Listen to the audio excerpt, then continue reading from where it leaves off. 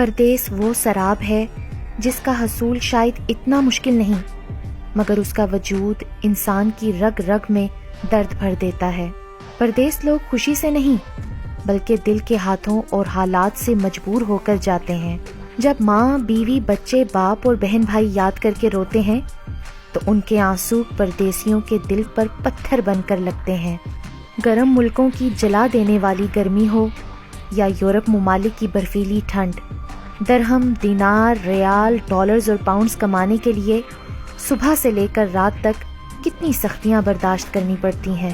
لمبی لمبی شفٹس لگانی پڑتی ہیں، مزدوری کرنی پڑتی ہے، اوور ٹائم لگاتے ہیں، صحراؤں میں کھڑے ہو کر، برفوں میں کھڑے ہو کر، چاہے صحت ناساز ہو، چاہے موسم خراب ہو، کھانا کھایا ہو یا نہیں، نیند پوری ہوئی ہو یا نہیں، ان کو تو بس ایک فکر ہوتی ہے کہ اس بار گھر کچھ ہزار زیادہ چلے جائیں، گھر کے معاملات اور زیادہ خوش اسلوبی سے طے پا جائیں، بہن کے جہیز میں کوئی کمی نہ رہ جائے، بچے اچھے اسکولوں میں پڑھ جائیں، ماں باپ کے علاج کے لیے پیسے نہ کم پڑ جائیں۔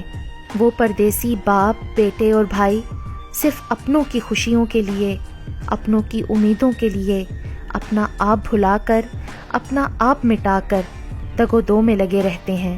بڑے بڑے ڈگری ہولڈرز کو پردیس میں اپنی انا مٹا کر جاب پانے کے لیے ٹکے ٹکے کے لوگوں کی منتیں کرتے دیکھا ہے، باتھ روم دھوتے دیکھا ہے، برتن دھوتے دیکھا ہے، جھاڑو پوچا کرتے دیکھا ہے، اونچی عمارتوں کی چھت کی اسکیفولڈنگ پہ کھڑے زندگی اور موت کی جنگ لڑتے دیکھا ہے، برفوں میں کھڑے کلبوں کے باہر سیکیورٹی کرتے اور سخت سردی اور بارشوں میں سروس اسٹیشن پر گاڑیاں صاف کرتے دیکھا ہے، اور پھر ان سب کاموں کے بعد تھک ہار کر ایک کمرے میں 10 لوگوں کو رہتے اور سوتے دیکھا ہے۔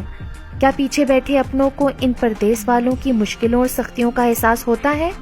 نہیں، کیونکہ یہ پردیسی کبھی احساس دلاتے ہی نہیں اپنے دکھوں، پریشانیوں، اذیتوں اور مشکلات کا۔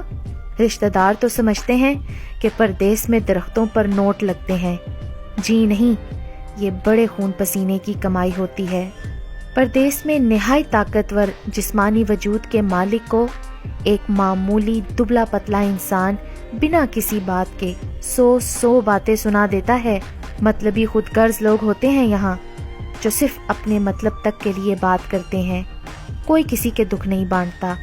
نیشنل لوگوں کو بڑا اپنی نیشنلٹی پر ناز ہوتا ہے، ورک اور اسٹوڈنٹ ویزا والوں کو تو حقارت کی نگاہ سے دیکھتے ہیں، کبھی کفیل کی ٹینشن تو کبھی کمپنی کی مصیبتیں، کبھی روم میٹ کے ساتھ سالن نہ بنانے پر لڑائی جھگڑے تو کبھی رینٹ ٹائم پر پورا نہ ہونے کی فکر، کبھی کام کا نہ ہونا یا وقت پر تنخواہ کا نہ آنا، تو کبھی مالک مکان کی جلی کٹی باتیں اور گھر خالی کر دینے کی دھمکیاں، اور کبھی آپ سب کی فرمائشیں۔ کتنی آسانی سے کہہ دیتے ہیں نا، لیٹسٹ موبائل چاہیے، لیپ ٹاپ چاہیے، گھڑیاں چاہیے، پرفیوم چاہیے، تحائف چاہیے، تقریبات کے لیے پیسے چاہیے۔ یہ بھی نہیں سوچتے کہ ایک موبائل کی قیمت ان پردیسیوں کی 2 مہینے کی کٹھن اور مسلسل محنت کی کمائی ہے۔ پردیس والوں کو جھوٹ بولنا پڑتا ہے کہ مزے سے ہیں، خوش ہیں، خوب کھاتے پیتے ہیں، موج مستی کرتے ہیں۔ وہ سچ نہیں بتاتے اور نہ ہی احساس دلاتے ہیں کہ اداس ہیں، پریشان ہیں، فکریں ایسی ہیں کہ ہر وقت کھائی جاتی ہیں۔ پردیس میں جا کر کہاں اپنے وطن جیسی موج ملتی ہے؟